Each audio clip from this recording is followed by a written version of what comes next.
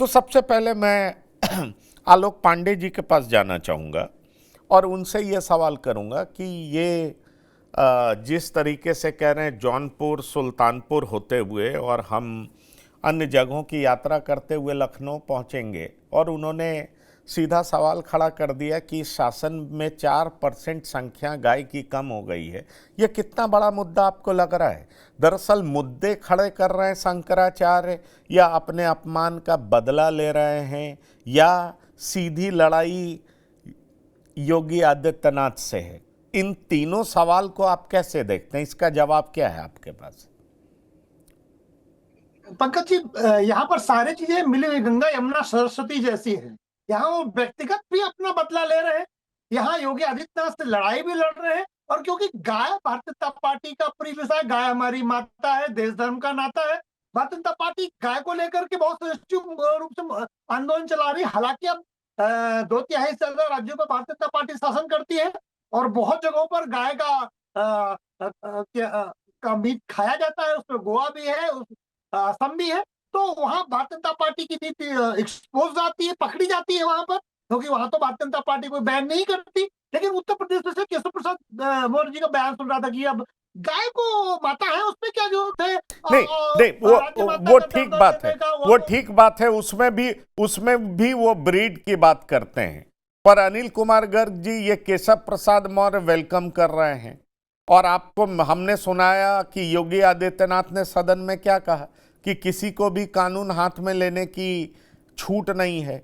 तो सवाल ये उठता है कि आप ये देख पा रहे हैं कि सत्ता में दो सुर अलग अलग हैं, ये आप देख पा रहे हैं? दरअसल केशव प्रसाद मौर्य कह रहे हैं उनका स्वागत है। आपको लगता है सरकार उनका स्वागत करेगी उत्तर प्रदेश में? जी, आपको लग रहा है ये दोनों की भाषा अलग अलग है, दोनों के सुर अलग अलग है, लेकिन आप दोबारा सुनिए। योगी जी ने कहा कोई भी व्यक्ति शंकराचार्य नहीं हो सकता। ये बात तो सच है, कोई भी व्यक्ति शंकराचार्य नहीं हो सकता। शंकराचार्य ही सिर्फ शंकराचार्य हो सकते हैं, और हर आदमी को अपनी मर्यादा का पालन करना पड़ेगा। ये बात भी सच है। हर व्यक्ति को, चाहे आप हो या मैं हूं या शंकराचार्य जी हो, सबको अपनी मर्यादा का पालन करना है। और केशव जी ने क्या कहा? केशव जी ने एक हिंदू परायण होने के नाते, एक सनातन संस्कृति को मानने वाले व्यक्ति के नाते, या उस सनातन संस्कृति की वकालत करने के वाले व्यक्ति के नाते कहा कि शंकराचार्य जी स्वयं भगवान के अवतार माने जाते हैं। ये बात ठीक है, चारों शंकराचार्य जो है, जो भी इसमें दायित्ववान है, वो शंकराचार्य जी भगवान के अवतार माने जाते हैं, और हर सनातन संस्कृति के मानने वाला शंकराचार्य जी को मानेगा ही, उनका स्वागत करेगा ही। तो इसमें कोई संशय भी नहीं, और कोई इसमें दोनों विरोधाभासी स्टेटमेंट भी नहीं है। तो कहाँ इसमें लिखा है कि शंकराचार्य जी का जो उनको दायित्व मिला है वो विवादास्पद है या नहीं? अगर विवादास्पद है वो एक अलग मत है, लेकिन अगर शंकराचार्य है तो वो पूजनीय है, वो माननीय है और स्वागत करने योग्य है। अगर नहीं है वो एक अलग विषय है। मैं वही तो कह रहा हूं कि एक तरफ यही सरकार उनको शंकराचार्य मान करके पहले सम्मान दी है, यही सरकार नोटिस चस्पा की है कि आप अपने को शंकराचार्य कहते कैसे हैं, फिर उसी सरकार के उप मुख्यमंत्री इनको भगवान बताते हैं। तो हम जैसे लोग कंफ्यूज नहीं होंगे? उसमें विरोधाभास नहीं दिखेगा तो दिखेगा क्या? सवाल ये उठता है ना, क्या डीपी शास्त्री जी, आप हिंदू धर्म गुरु हैं, क्या आपको नहीं लगता कि सरकार के दो सुर हैं? मुख्यमंत्री और उप मुख्यमंत्री का शंकराचार्य के प्रति, अभिमुक्तेश्वरानंद जी के प्रति जो स्टेटमेंट्स है वो दोनों अलग अलग हैं, दोनों विरोधाभासी हैं। आपको नहीं दिखाई पड़ रहा है? ये आपको नहीं समझ रहा है? ये बात हो सकता है मैं गलत समझ रहा हूं, जैसा कि अनिल कुमार गर्ग जी कह रहे हैं, पर आपको मुख्यमंत्री और उप मुख्यमंत्री की बातों में विरोधाभास नजर आता है या नहीं आता है? आप बतौर हिंदू धर्मगुरु इसको कैसे देख रहे हैं? राजनीतिक तंत्र का शिकार हो गए हैं। महाराज जी को अपने अपने अस्तित्व की लड़ाई अपनी लड़नी है, गौ के लिए लड़नी है, चाहे सनातन के लिए लड़नी है। अभी कोर्ट का जो कोई भी निर्देश आना है, सब कुछ अभी बाकी पड़ा हुआ है। ऐसा नहीं कि महाराज जी जंग जीत गए हैं। हमारी सनातन के रक्षक हैं, गौ के रक्षक है। सरकार से सीधी लड़ाई है, गौ को राष्ट्रीय माता बनाई जाए। तो सरकार इस पे तो नहीं बोलना चाहती है। उप मुख्यमंत्री बोल दिया कि भगवान शंकराचार्य का स्वागत है। वो अपना राजनीतिक रोटी सेक रहे हैं, राजनीतिक लाभ लेना चाहते हैं, सनातन से बेनिफिट लेना चाहते हैं, सनातन वोट को में सेध लगा करके अपने पक्ष में करना चाहते हैं। वो क्यों नहीं कहते हैं उप मुख्यमंत्री जी कि हम माननीय मुख्यमंत्री से बात करते हैं, हम प्रधानमंत्री से बात करते हैं और गाय हम सबकी माता है, राष्ट्रीय माता, इसको हम घोषित करते हैं। ये तो कोई नहीं कहना चाहता, ये संघ भी नहीं कहना चाहता, ये लोग भी नहीं कहना चाहते। ये खाली अपनी अपनी जो है ना बेनिफिट, राजनीतिक बेनिफिट लेने के लिए अपने अपने बात को सदुपयोग कर रहे हैं। और माननीय महाराज जी को भी, शंकराचार्य जी को भी बड़े अपने सिस्टम से कदम आगे बढ़ाना चाहिए। इन माया के जालों के चक्कर में पड़ेंगे तो कहीं ना कहीं करपात्री जी वाला हाल हो जाएगा, कोर्ट के द्वारा ही हाल हो जाएगा। इसीलिए माया के पति भगवान नारायण है, भगवान विष्णु को ही माया के पति रहने दें। मायापति बनने की जरूरत नहीं है, इनके बात में आने की जरूरत नहीं है। इनके स्वागत से उनका कोई स्वागत ना बढ़ेगा ना घटेगा। जो उनको पब्लिक स्वागत करती है, जो सनातन स्वागत करता है, जो हिंदू लोग स्वागत करते हैं, जो व्यक्ति भक्ति और भक्त लोग स्वागत करेंगे वही असली स्वागत है। राजतंत्र के माला पहनाने से, राजतंत्र से माला पहनने से स्वागत नहीं होगा। यह तो बिल्कुल राजनीतिक है। और मैं पहले दिन भी आपके चैनल पे कई बार बोल चुका हूँ आपके साथ कि शंकराचार्य जी को राजनीतिक नहीं करना चाहिए। साधु संत की कोई जाति नहीं होती है, वो सदैव सबके लिए होता है, नहीं वो नहीं, ब्रह्मांड के लिए है, पर जितने आपको क्या संसार में नहीं, जीव है पर सबके लिए है। आप मैं इसीलिए महाराज आपसे जी को बचना चाहिए। नहीं, वो सारी बात आपकी मैं मान लेता हूं, वो सच है, साधु संत को राजनीति नहीं करनी चाहिए, पर क्या ये राजनीति नहीं कर रहे हैं? ये भी तो एक सवाल उठ रहा है। क्या ये राजनीति करते हैं स्वयं ना। के अपमान का बदला लेने नहीं उतरे हैं, या गौ को राष्ट्र माता बताने के लिए उतरे हैं? इस पर भी, उन पर भी सवाल है।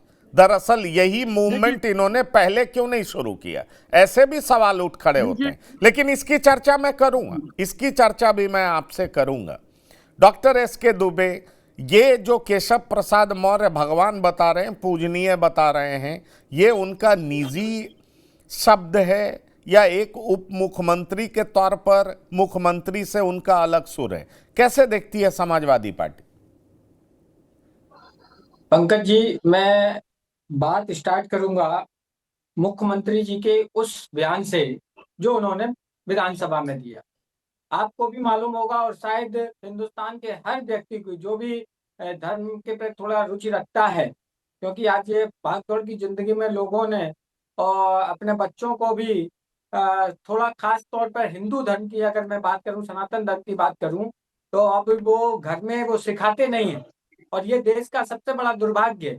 आप देखिए उस देश में कैसे अभी खामने जो ईरान के धार्मिक गुरु थे, उनके मरने से हिंदुस्तान के शहरों में क्या पोजीशन हुई, क्यों हुई ऐसी? क्योंकि उनके घर में सिखाया जाता है उनके बच्चों को। इसलिए इतनी बड़ी तादाद में, चाहे कश्मीर हो, चाहे लखनऊ हो, देश के अन्य जगह हो, सब जगह ऐसा प्रदर्शन किया गया। लेकिन दुर्भाग्य इस बात का है इस देश में कि हिंदू धर्म के ये जो परिवार हैं, वो अपने बच्चों को धर्म के प्रति सिखाते ही नहीं है कि धर्म क्या है, हम किस धर्म में हैं, धर्म की क्या क्या अच्छाई है, बुराई भी बताओ। अगर बुराई है तो बुराई भी बताना चाहिए। लेकिन दुर्भाग्य कि हम उन अपने बच्चों को इस भागदौड़ की दुनिया में उन सबसे दूर रखना चाहते हैं और सिर्फ पढ़ाई पढ़ाई पढ़ाई। और एक दिन ये आता है, आप भी केस देखते होंगे कि ऐसे कई केस देखने को मिलते हैं कि बच्चे चले गए अमेरिका और माँ बाप यहाँ सड़ रहे हैं, उनकी कोई सेवा करने वाला नहीं है। अभी एक वीडियो चल रहा था, एक प्रोफेसर थे, उन्हें पूरी जिंदगी लगा दी। खैर, अब बात आते हैं उस बात से जो योगी आदित्यनाथ जी ने विधानसभा में कही। आप बड़ा आश्चर्य होता और दुख होता है कि अगर एक संत, एक जो अपने आप को नाथ संप्रदाय का महंत कहता हो, उसको इतना भी ज्ञान नहीं है कि जिस वक्त सपा सरकार में पुलिस ने उन पर लाठियां चलाई थी, उस समय वो शंकराचार्य नहीं थे, उस समय वो शंकराचार्य नहीं थे। लेकिन उनको मालूम ही नहीं है कि ये शंकराचार्य में और दूसरे में क्या दंडी स्वामी थे। दंडी स्वामी और शंकराचार्य में क्या अंतर होता है उनको नहीं मालूम है। खैर, अब उन्होंने बोला दूसरा कि हर कोई शंकराचार्य नहीं बन जाता है। यही तो मैं कहता हूँ, यही तो सारी दुनिया बोलती है, हर कोई शंकराचार्य नहीं होता है। आज अगर आप किसी भी जो धार्मिक बाबत जानता है उससे पूछेंगे तो वो यही बोलेगा 4 ही शंकराचार्य हैं, और जिसमें एक अभिनवतीश्वरानंद महाराज का भी नाम आता है। तो वो किस आधार पे ये कह रहे हैं? क्योंकि इन्हीं की सरकार उनका स्वागत करती है, इन्हीं की सरकार। और मेरे पास एक फोटो था कि इन्हीं के गुरु, आप देखिए उस फोटो में, जब ये दंडी स्वामी थे तब कितना सम्मान दे रहे थे, और इनके गुरु की बात कर रहा हूँ, इनकी बात ही छोड़ के, और आज जब वो शंकराचार्य हो गए तो उनका कितना सम्मान होना चाहिए। लेकिन दुर्भाग्य उस गुरु का है जिसने जिसका चेला इस तरीके के बात करता है। खैर, अब आइए और आगे। आपने बोला कि गाय का प्रश्न ये नहीं उठाते हैं, शायद आपकी जानकारी के लिए मैं बता दूं कि ये मुद्दा आज का नहीं है पंकज जी, ये मुद्दा चार शंकराचार्य जी हमेशा वक्त पे उठाते रहे हैं। एक शंकराचार्य नहीं, सभी शंकराचार्य की मैं बात करता हूँ। मेरे पास है प्योर पाव भाजी का मसाला, प्योर पाव भाजी मसाला, पाव भाजी को टेस्टी बना डाला, सबका राजा आल प्योर मसाला। ये है सीक्रेट रेसिपी MDH का जीरा सिर्फ जल जीरा मसाला।